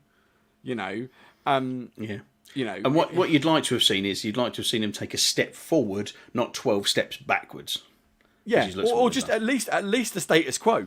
You know, well, don't go back from what you've got. You know, if what you've got is good, stay there. Don't then go, oh well, we're going to change this thing that works really well unnecessarily and ruin it in the process. Which brings me on to the combat. Now, if you've played Arkham Asylum, Arkham City, and Arkham Knight, the one thing that those games were super, super famous for was this incredible combat system, which was super, super, super easy to pick up and play, but really difficult to get super, super proficient at and like nail down completely. But it always made you feel like a badass when you were Batman beating the crap out of some thugs, right? I watched all of the combat in that demo, and it was all some of the most painful footage I've ever sat through. And our survey says, It felt like a regression of the combat. Like, and I think me and you both said this, like, there's this whole thing about leveling up the character they kept referring to, and, you know, unlocking new kits, and me and you both said there's a stench of live service about this, a la Avengers. You know, there's a hub world, isn't there, that you can go and check on your progress and pick up missions. I thought, oh no, please no, not again. And we've discussed this a bit, Craig, and I think there's one or two things has happened here. It's either been the studio have gone, we want a Destiny, we want an Avengers, we've got to have one, we need one, go make us one. Like halfway through development of this game, and it's had a radical change, which would explain the delay of, you know, it now has to be live service to match the Avengers. So studios have come in and messed it up, or they were halfway through making it a live service, all these systems were in place, and then they saw the Avengers, you know, crash like a turd and went, get that out of here now. Like, you know, but unfortunately there's so much deeply ingrained into the system that you can't remove it all, so it's going to feel like a really unfinished live service, or it's just going to be a live service. Either way, I don't want it. You've done that thing you didn't need to do. You took something that was perfect and you messed with it.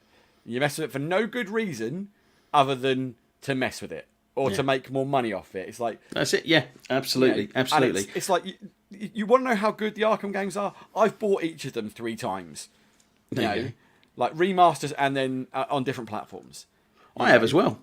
And they are, and you know what? If they brought out a proper remaster of the first one, I would absolutely buy it, because that's a really disappointing remaster.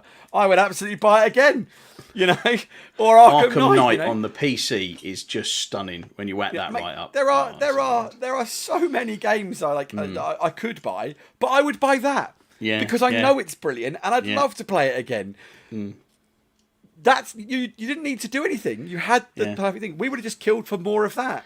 Exactly. Yeah. As much as like you said earlier, people would have moaned if they hadn't moved it forward. At the same time, we'd have been like, yeah, but it's so much fun being Red Hood and like bang, bang, bang, you know, this great is also, if it ain't combat. broke, don't fix it, isn't there? You know, but it was fine, and they broke it. Well, I mean, we're saying that we've not played it. It could be absolutely fine, but it doesn't look great. And I don't mean to keep harping back to it, because, you know, it's a PlayStation exclusive stuff, but Spider-Man but the combat in that is clearly inspired by what they did with the Arkham series. Clearly inspired. There's been a lot of games that have taken that combat model and Mad Max is another one that took that combat type model and stuff. But what they did with Spider-Man is they took that model and they made it slightly better.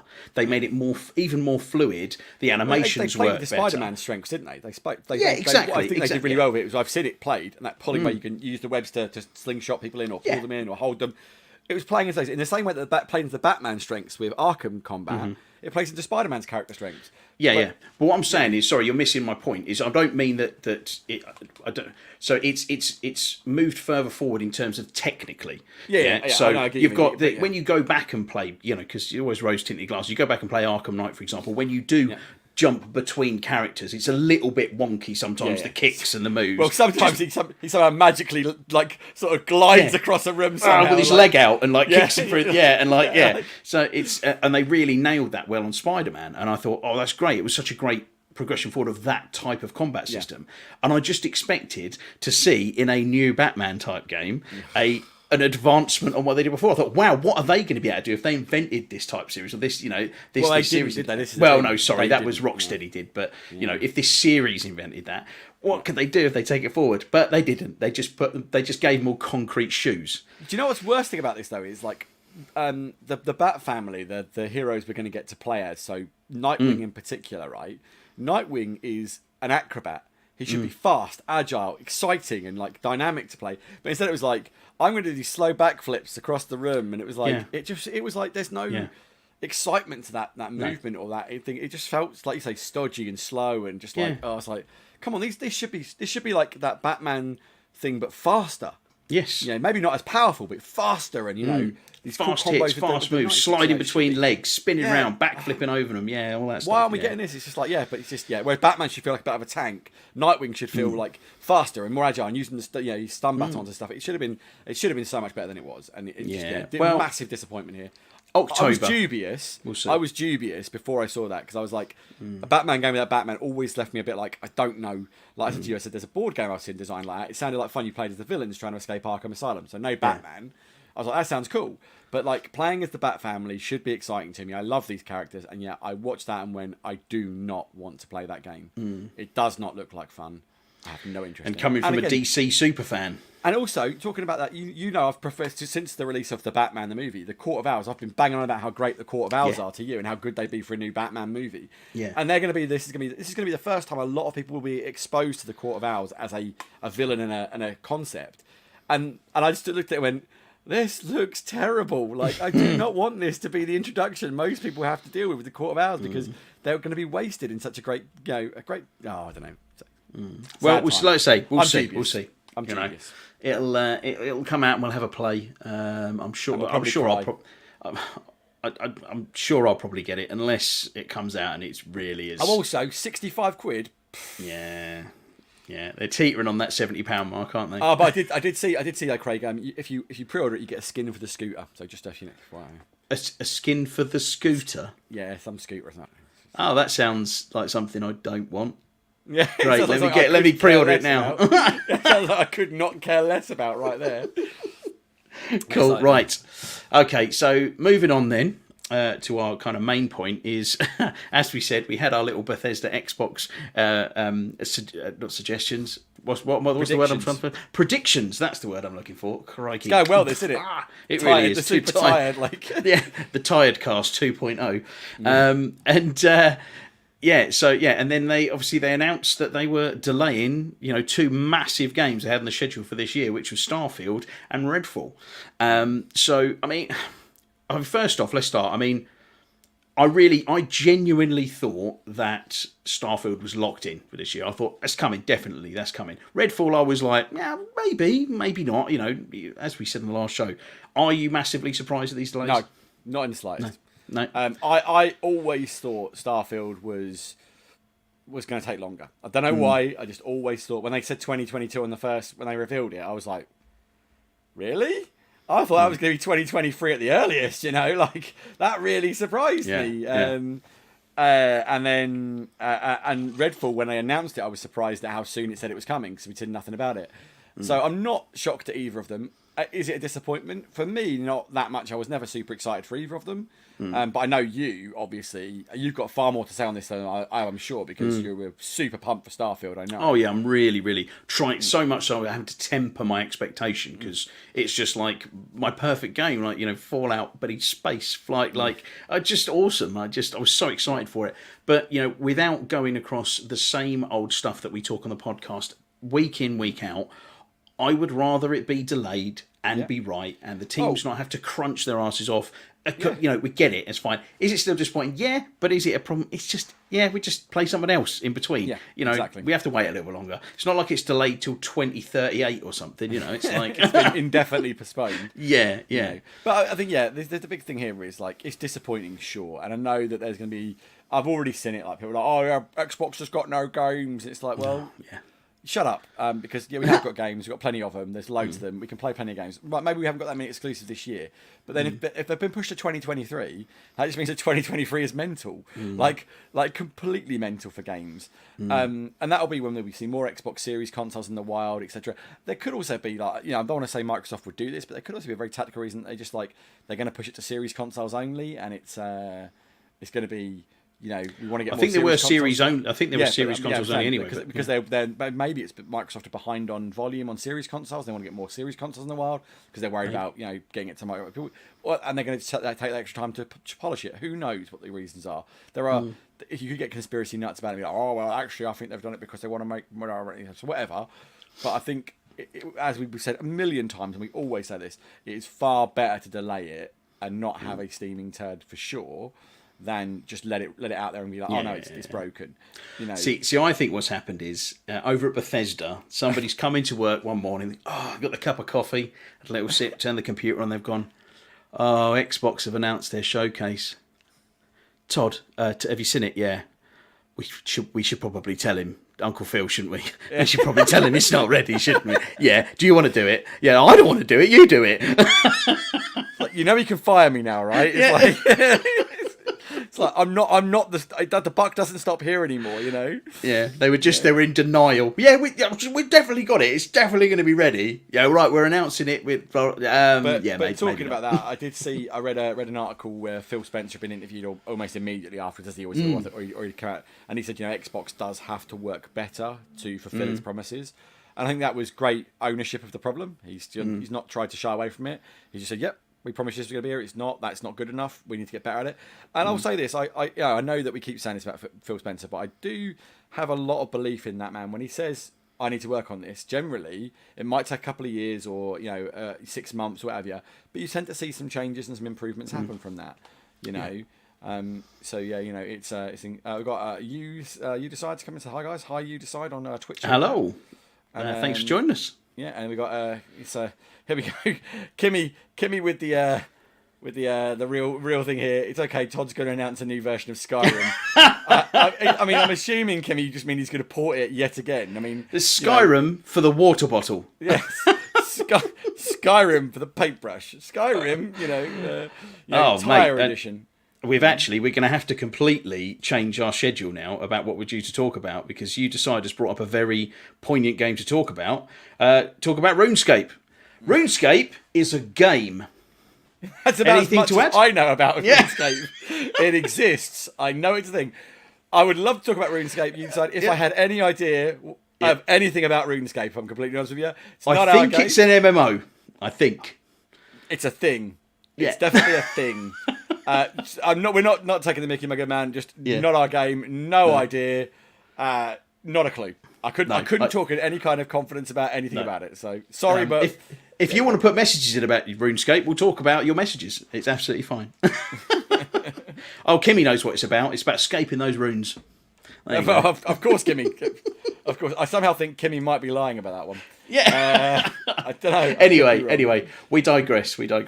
So, obviously, it's happened. The things have been delayed. A bit of a bummer with that. But what we thought we'd do, actually, I'm going to share it up on here. We've got a little website up. We've got up releases.com. This has actually got all of the releases that are scheduled currently for 2022.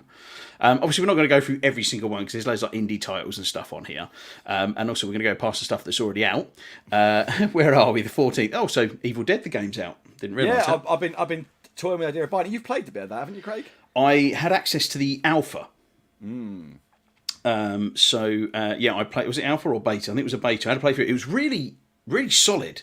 So it's like it felt like playing a Dead by Daylight type game, but with more like the modern Resident Evil combat. Mm-hmm. Like Resident Evil 2, Resident Evil 3. It was like decent gun combat and seemed really. I was really quite impressed with it. I only had one quick go through, and I think with games like that you need to play with people to really get your head around it. And I only played the training stuff, but what I saw, and it was super pretty as well. Really nice looking game. Here we go. You decide. Talk about whether they should remove the dual arena or not in RuneScape, please. I mean, I'm a huge supporter of removing it. What do you think? I think it's just. I mean, I'm not even gonna play with this. I don't have a clue. I didn't even know there was a dual arena, and I still don't know what RuneScape is. So I can't. I could say things, but they would be more meaningless and pointless. My God, it's. We have no authority here. Ratley, we are performing monkeys. We're on YouTube. They put a coin in. We have to perform. Okay. All right. Give me your point. Remove it or not? No. Just because you said. Just because you decisive. Said, it's like, I'm telling you now, if you think they should remove it, I'm going to say they absolutely shouldn't remove it. Oh, absolutely. Because, fisticuffs at dawn. Yeah. Well, I'm sticking with that. Anyway. But you are the authority on RuneScape. I know that you know, what's going on with RuneScape. Exactly. I know that it's a game. So there you go. So it's, look, he says, I think they should keep it. Why do you think they should keep it? I think they should keep it because it's a bloody good mode. I just keep it because it's already there. I mean, why shouldn't they? Why get rid of it? It's there already. If it ain't broke, don't fix it. As you said earlier, if it ain't broke, don't fix it. Anyway, right. So getting on to what we were originally talking about. Yeah, obviously this is going to be pretty light on actual Xbox exclusive stuff, I think. But just get an idea of the kind of main stuff. I mean, is there anything on there that's kind of sticking out to you? I mean, Sniper Elite 3, I know is going to be a fun. it's going to be a Game Pass day one. Yep. Coming out, and I did love the other Sniper Elite games. I think it was Sniper Elite 4. That was one of the first games they did the FPS boost for. Mm-hmm. Boost up from 30 to 60. That was great. Hell of a difference. Really good. Really good. Such a good game. So I'm really quite looking forward to that one. Vampire the Masquerade Swan Song. Now, is that vampire game that Alan was talking about the other day? He was talking about one coming out, or is that the Battle Royale one that's out on the PC? I think that's the Battle Royale one, because someone was talking about that in the JSD group that we're part of. Right, okay. So, yeah, maybe the Battle Royale's coming out on... Because I think it's on PS5. I'm pretty sure I saw it there when I looked through the store the other week. But it's never really been something that's on my radar. So, again, bunch of sort of smaller kind of indie titles. SnowRunners, if you're into that. I know Mudrunners has already gone Series X. So moving into June. So Spellforce Reinforced. That looks like a kind of a bit of a turn-based RTS type thing. Don't know if you've seen that. No, not seen it. It's not on my radar at all. Yeah, I saw it. It's been on the pre-order list for quite a while, and it looked quite interesting. But I've not really looked much into it, so I don't know what that would be like too much. But The Quarry, that's supposed to be a pretty big one coming up. That's from the team who did the Until Dawn games on the PlayStation 4. So that one's supposed good pedigree. It's supposed to be like I don't know if you've seen the trailers for it or not. It rings a bell, but I can't recall it off the top of my head. It's got, I want to say David Arquette, I think, is in it. And it's like one of those interactive movie type games. Okay. It's all CGI. But I think there's supposed to be something like 150 different endings or something. So loads of different ways. So loads of like kind of choice matters type thing. So I guess maybe a little bit like a... 150 endings, jeez. Yeah, like a Telltale type thing. Here we go. Right, so the dueling mode was broke. There was too many real-world trade problems, and also it was a version of gambling. They wanted distance from the game. Well, what do you think about... I mean, gambling's good, okay? What do you think about gambling?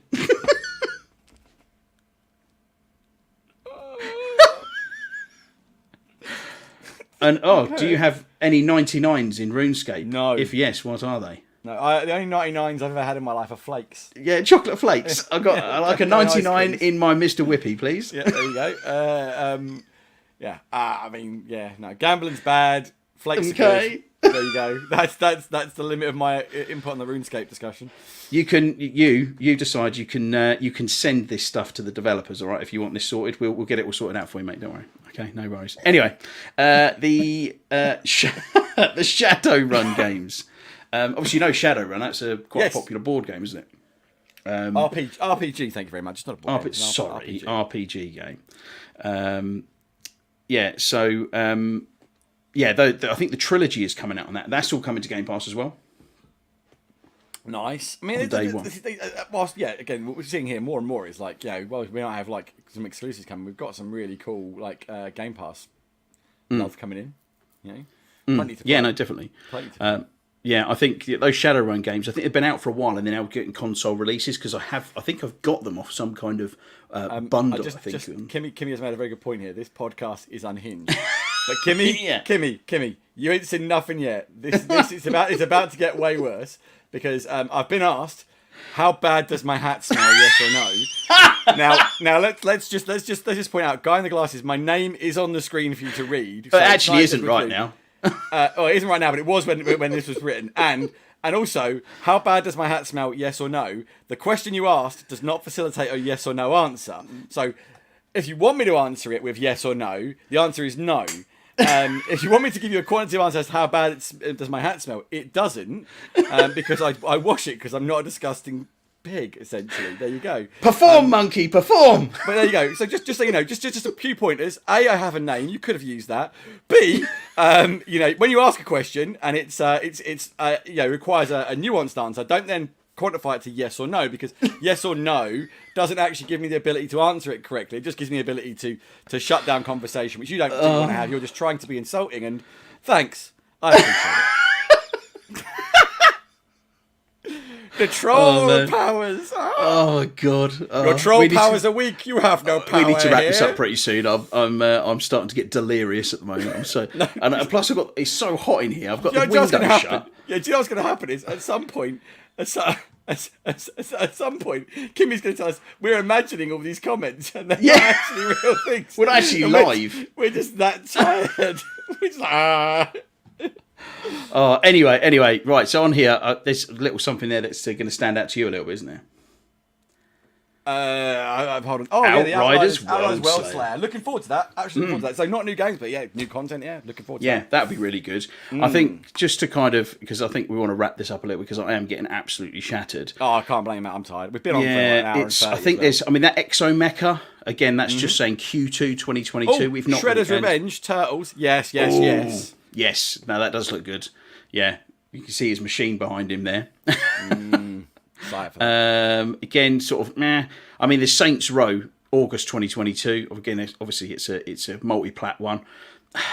I've never been a massive Saints Row fan, to be honest. It's always been like it started off as that GTA alike, and then it went on this really crazy random one, didn't it? You is a figment of your imagination. Bum, bum, bum! The plot thickens. You in it too, Kimmy? Is it you on an alt account? Is that it? Yeah. Is it you just Probably trolling is. us? Probably is. Oh, look. Simple Yes No would have done, lol, smelly man. Oh, charming! Hold on. Nope, sorry. Wrong. To be fair, it's me. I'm the one that smells. Yeah, I'm I had a shower sweating before we like podcasted. I'm good. I got in from work, 8, and then come straight up here. Hardcore. Yeah, moving on. Yeah, a couple of good things I'm really looking forward to on here. September, if they're still going to be stuck for that, is Warhammer 40k Darktide. Yes. That looks quality. Yes. I loved Vermintide, and 40k version of that, brilliant. And Test Drive Unlimited. I cannot wait to see what that's all about, because the only thing we seem to have seen so far has been kind of like CGI type stuff. Did you ever play the old Test Drive games, Test Drive Unlimited? Did I play Test Drive? I played bits of them. I've never really played them in any real, like not giving it any time as such. But I have dipped in and just had a quick go. Yeah, because they were like real world size like locations and scaled and stuff like that. Oh, there we go. You look like a proper stink. Cheers, mate. I am. It smells. Smells a man, Craig. Man.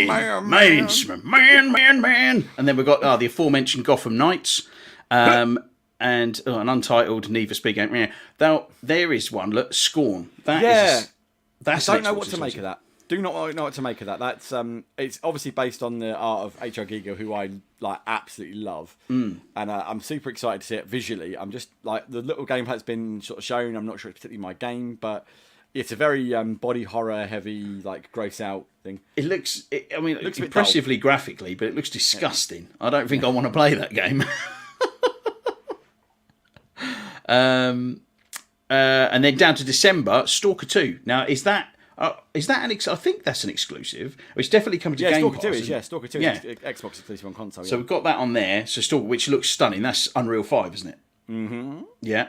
And then Hogwarts Legacy. I know you are not a Harry Potter fan, are you? Could be, but you're interested in this, and I'm not. But yeah, I know you were excited for this. And I wouldn't label myself particularly a Harry Potter fan, if I'm honest. But when this game kind of came out, and the trailer came out, and I was watching through it, and it was one of those really good trailers that deep dives into a lot of the gameplay mechanics. And I thought, that looks really quite good. It actually made me go back and watch all the Harry Potter films again. I'd only ever seen them sort of with the kids and stuff like that. It never really grabbed me, but I watched all through it again. I really started to get into it, so I'm really quite hyped for that, actually. Craig, before you go on, I'm just going to be a bit PG for a second here. He's talking about me. Apparently, I look like I stink of sweat. If I do, it's only because I was too busy porking your mum. So...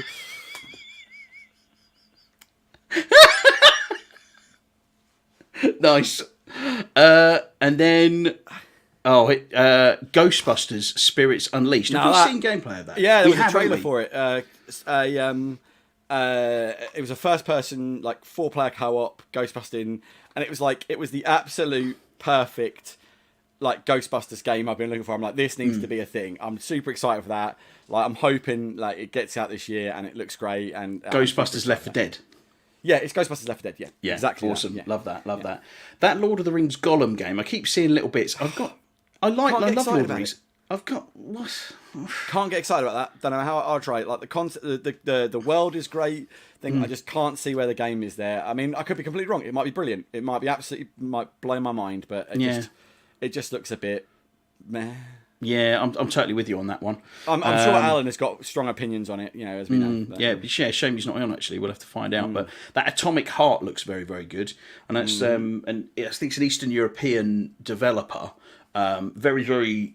It kind of Bioshocky almost the way that it looked, and very, very pretty game. So I'm interested to see what happens. These are all just sort of Q4 they're coming out as on here. So you got Jedi Fallen Order 2, which I did see somewhere. There's a leaked title for it, which was Star Wars Jedi Survivor, which is quite a cool name for it. Actually, I think very. Yeah, fitting. I mean, I need to get on and finish that again. I need to play for that. I got like bummed down in the combat, then changing it to easy made it a lot more fun. But I need to get on and actually finish that game. Good game. Yeah, good game. Yeah, really good game. Modern Warfare 2. It's Call of Duty. Yeah. Hasn't that been? I thought it had been pushed back to next year. I thought it was. After this one. It's after this one they're going to have a gap. Okay. Yeah.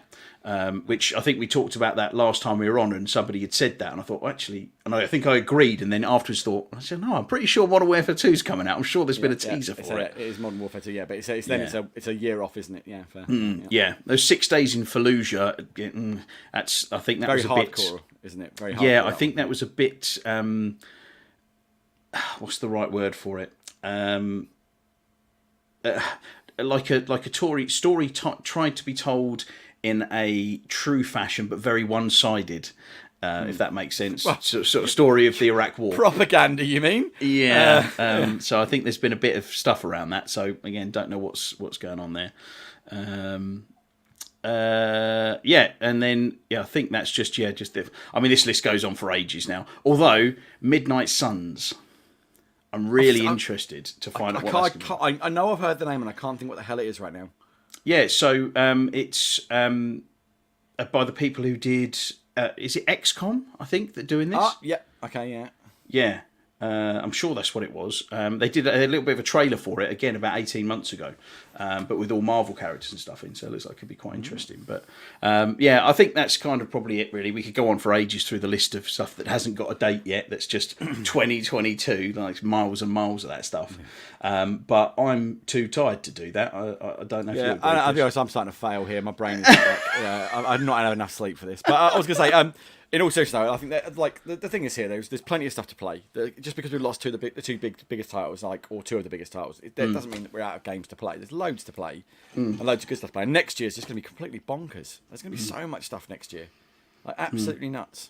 Yeah, absolutely nuts. It's definitely one thing I've never said is I don't have anything to play. My backlog is just it's ridiculous. Yeah. So there's plenty of stuff to be, nipping back and having a look at. So, I don't think I'm going to be sitting there worrying about what's going on. Well, what I have learned is I need to go play RuneScape, though, apparently. I need to escape them runes, mate. Escape them runes and get those 99s. Yeah, that's what all the cool kids are doing these days, apparently, anyway. yeah. And then run away when someone tells you they porked their mum on the internet. Yeah. Gotta love an internet troll, eh? Anyway, gotta love a pretty poor attempt at one, anyway. Yeah, exactly. Oh, you're a Schooled him there, mate. Schooled her. Schooled them there. Thanks for joining us again on this fine sweaty Saturday evening. It's been good fun for 2 very tired people trying to get through a podcast with just the 2 of us. It probably would have been easier if there was a third person, because we could have just fallen asleep while someone else talked for a bit. But I think it went okay, mate. I enjoyed it. But anyway, it's a goodbye from me, and it's a goodbye from Mr. Ratley as well. Goodbye, one and all. Peace on earth and goodwill to all men and all that nonsense. Oh, lovely. And we'll see you all again soon. Bye-bye. Take it easy, guys. See you soon. Bye.